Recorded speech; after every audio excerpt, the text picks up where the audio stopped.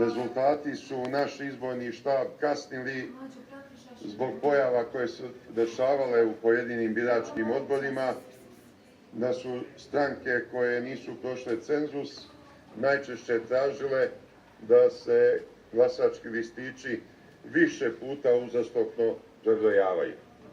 Tako da za naš izborni štab bar nije bilo karakteristično ovoliko kašnjenja. Tiče samih izbornih rezultata, ja vam moram priznati da njima nismo zadovoljni. Očekivali smo više, ali narod je tako presudio. Mi ne možemo da se ljutimo na svoj narod.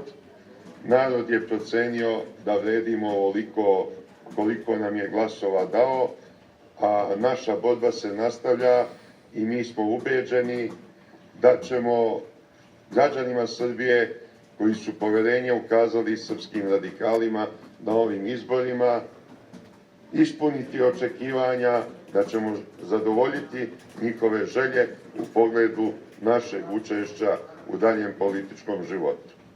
Za nas je najvažnije to da smo povratili status parlamentarne političke partije i da ćemo za skupštinskim govornicama pokazati da smo superiorni u odnosu na sve naše političke protivnike.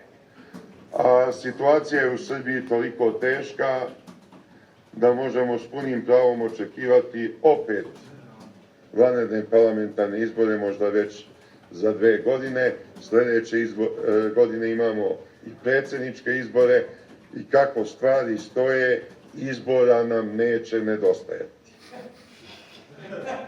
Izvolite, imate li vi neko pitanje? Izvolite. Možete reći kako će sad izgledati parlament kada se radikali vrate u njega? Bili smo svjedoci raznih scena ranije, i polivanja vode, i gađanje cipelama, iznošenja ljudi iz parlamenta. Šta možete na pitanje nam kažete? Pa, da niste toliko subjektivni i pristrasni. Bilo bi vam jasno da je takvo naše ponašanje uvek bilo opravdana reakcija na nedemokratske postupke režima, raznih režima. Setite se kako su se čelnici, parlamentarni čelnici tih režima ponašali u Narodnoj skupštini. I na šta smo mi reagovali takvim ponašanjem?